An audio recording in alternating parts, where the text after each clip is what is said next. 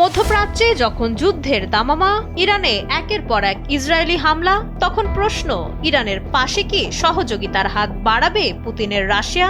অনেক বিশ্লেষকের ধারণা ছিল তেহরানের দুর্দিনে পুতিন হয়তো তার কৌশলগত মিত্রের পাশে বন্ধু হয়ে দাঁড়াবেন, কিন্তু বাস্তবে দেখা যাচ্ছে উল্টো চিত্র।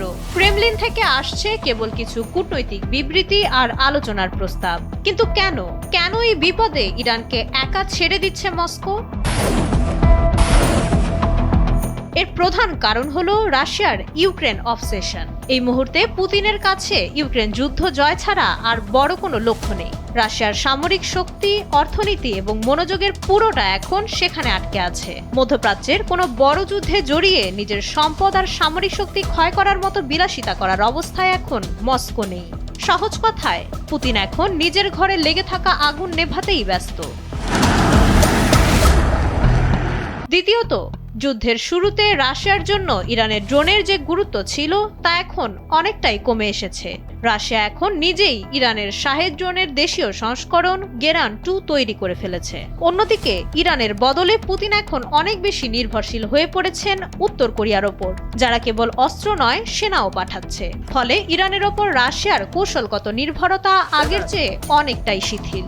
পুতিন জানেন ইরানকে সরাসরি সমর্থন দেওয়ার অর্থ হলো ইসরায়েল এবং ধনী উপসাগরীয় দেশগুলোর সঙ্গে সম্পর্ক চটিয়ে ফেলা।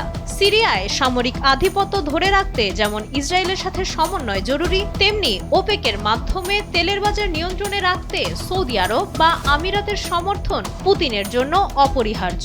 নিজের অর্থনীতি আর আঞ্চলিক প্রভাবের এই সূক্ষ্ম ভারসাম্য ইরানকে বাঁচাতে গিয়ে নষ্ট করতে চায় না মস্কো।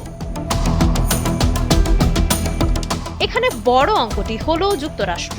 ইউক্রেন ইস্যুতে ট্রাম্প প্রশাসনের সঙ্গে একটি লাভজনক বোঝাপড়ায় পৌঁছাতে চায় রাশিয়া। তাই তেহরানের জন্য ওয়াশিংটনকে চটানোর ঝুঁকি পুতিন নেবেন না। এছাড়া ইরান পারমাণবিক শক্তি হয়ে উঠুক, সেটা রাশিয়া কখনোই চায় না। কারণ পারমাণবিক অস্ত্রধারী ইরান ভবিষ্যতে রাশিয়ার নিজের জন্যই হুমকি হয়ে উঠতে পারে।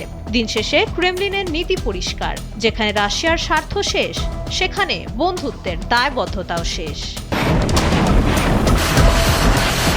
মাইশা মালিহা, সময়ের আলো।